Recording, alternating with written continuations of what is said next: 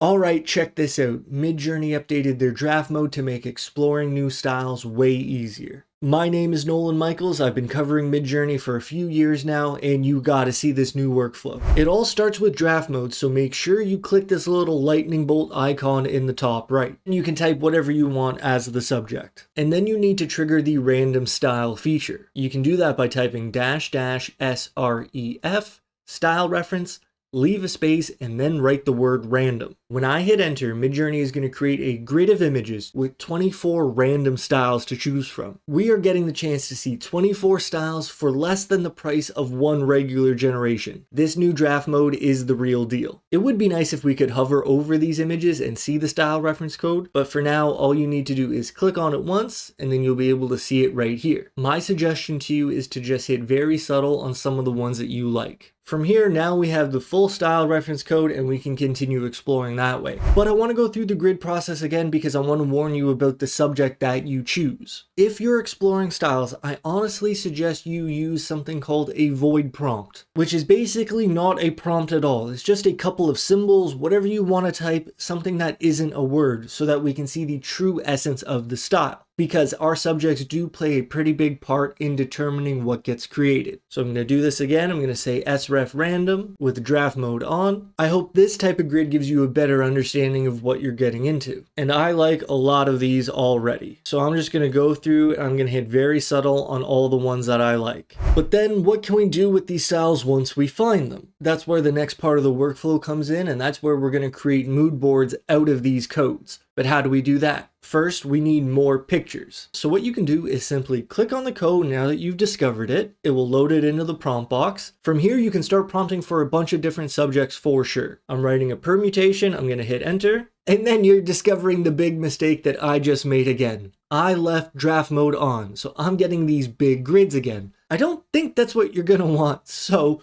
please remember to turn off draft mode, or you're going to be making that same mistake. Either way, if you go down this route, you can just start selecting more images that you like, hitting very subtle on them and creating more grids. Once you have some of your images created, some good hygiene that you might want to practice is clicking the like button on all of the images that you actually like. This is going to make them way easier to find later. Now, instead of worrying about finding this sref code every time I want to trigger this style, I'm going to create a mood board from these pictures. So you want to go to the mood board tab, new mood board, add from creations, and then in the filters on the right side, I'm going to sort by my liked images. And I'm going to see all of these pop up right here. Perfect. I need to come up with a name for this mood board. I don't quite know what to go with yet. I'm being put on the spot here. I'm going to go with Funky Pop for now. Of course, that is subject to change. Another little advanced pro tip that maybe you'll want to use as well, I've started adding tags to the end of my mood board names. I'll put a dash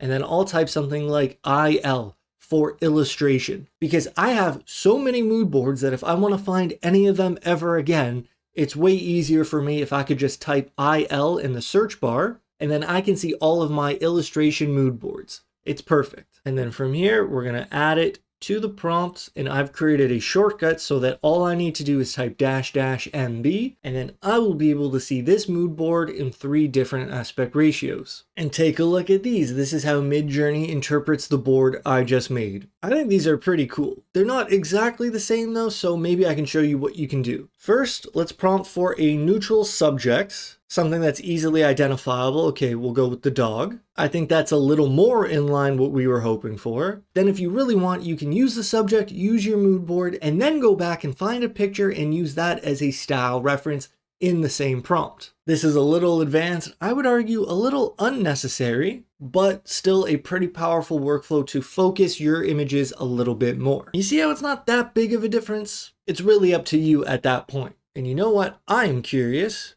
about what the new preview mode will look like. If you're not aware, --preview is an early look at an up-and-coming Midjourney model, something we really don't have general access to yet except for tapping into it through --preview. These are kind of intense. I'd say I'm a fan of 8.1 a little more. Either way, still pretty cool. So that's my new workflow. And through this workflow, I'm able to develop these prompt packs here. I've just recently created 6 of them and I'm working on many more. It's a lot of fun for me to create these. So how about we take a random one from my stylized mood board? Why don't we go with Ivory Rococo? This is one of my favorites. All you need to do is copy and paste that code you see right there. We'll bring this into Midjourney. And let's ask for a few different subjects. I'm gonna go 3 different aspect ratios. I created a shortcut for that using --all. And then I want to see these with and without the new preview mode. And look what we're getting here. Holy cow. All right, I'm gonna go through and make sure I select my favorite ones and then I'll show you something else after. I don't know, maybe the cell phones didn't turn out so well. I mean, they're kind of cool. Since I don't take sponsorships on this channel, I'm gonna show off what I created last month, my new color grading app, Color Pilot. If you haven't seen this yet, you gotta check it out. First of all, you can find it at colorpilot.app and it is free to use. You can load up your pictures, make your changes, and it's all saved within your browser. And then you can upgrade later if you want some better workflows. So I'm gonna create a new project. We'll call it Ivory Rococo, and then I'll find the images I just made on my computer and we'll add them to the board. Maybe space them out a little bit. And then I want to show you how easy it is to make these images look even better. Let's select one of them and then let's go to the Levels tab.